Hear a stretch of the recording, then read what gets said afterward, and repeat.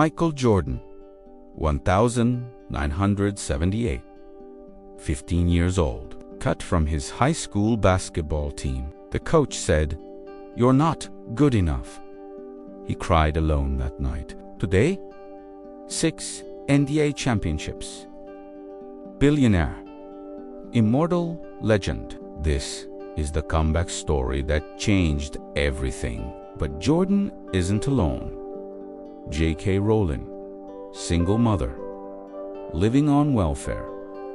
12 publishers rejected Harry Potter. Colonel Sanders, 65 years old, broke, rejected over 1,000 times before someone said yes to his fried chicken. Bethany Hamilton, professional surfer, lost her arm in a shark attack at 13. What do they have in common? They all faced the moment that defines a lifetime. That moment has a name: rock bottom. It's when everything falls apart, when the world says it's over. For Jordan, it was that night after getting cut. Alone, humiliated, devastated. Most people stop here, accept defeat, move on.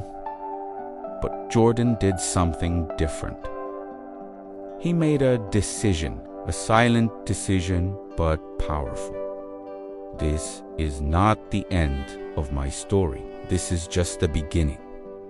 That night, an obsession was born. He didn't decide to be good. He decided to be unstoppable.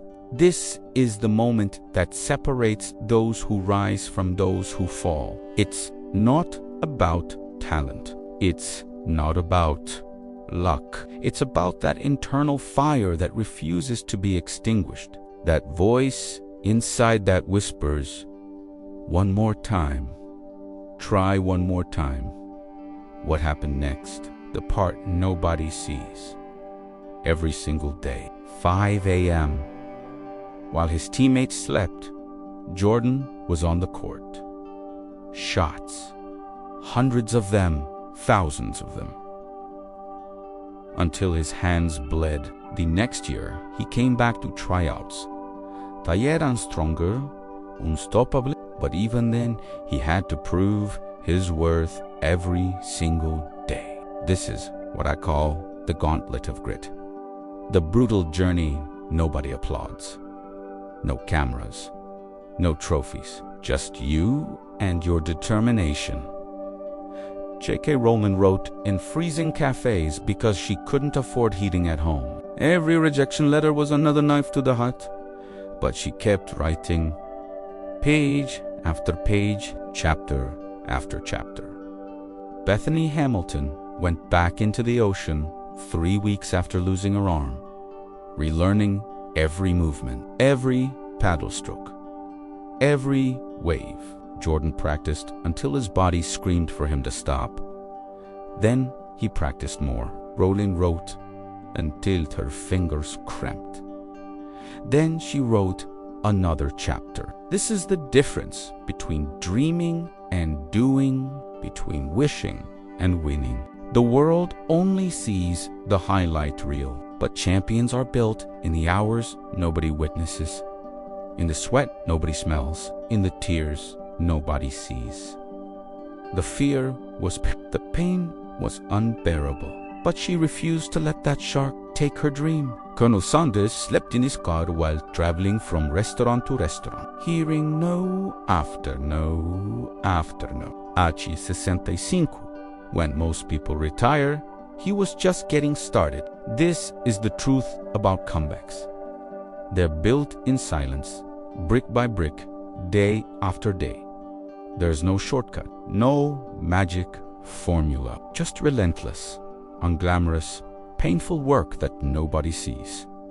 And then, finally, the world sees. Jordan won 6 NBA championships, 5 MVPs. Considered the greatest of all time, Rowling became the first billionaire author in history. Harry Potter sold over 500 million copies. Sanders built an empire of 25,000 restaurants in 145 countries. Hamilton returned to compete professionally and won national championships with one arm.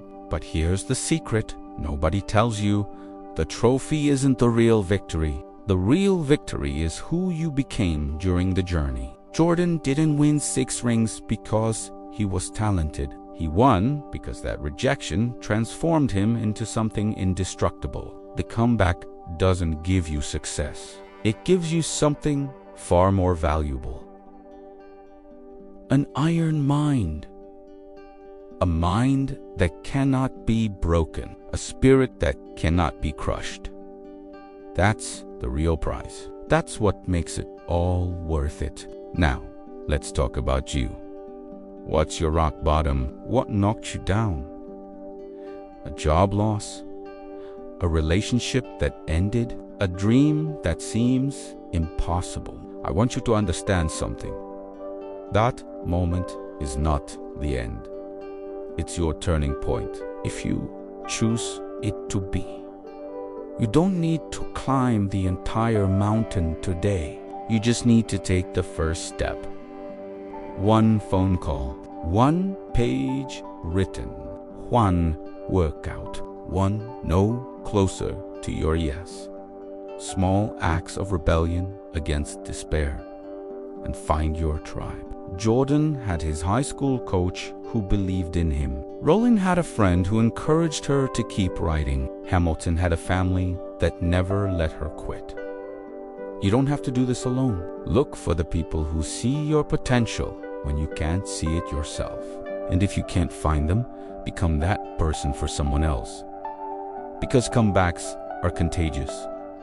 Courage spreads. The strength to create your own epic comeback is already inside you. It's not something you need to find out there. It's that spark of defiance that exists in every human being. The same spark that made Jordan go back to that court at 5 a.m. The same fire that kept Rowling writing in that cold cafe. The same determination that put Hamilton back on that surfboard. So, here's my challenge to you. Don't let your struggle be in vain. Let it be the beginning of your greatest chapter, and I want to hear about it. In the comments below, share your comeback story or one that inspires you. Let's create a community of resilience right here, right now. Your story could be the spark that ignites someone else's turning point. Thank you for watching. If this resonated with you, hit that like button. Subscribe for more empowering content. And remember, this is not how your story ends. It's just getting started.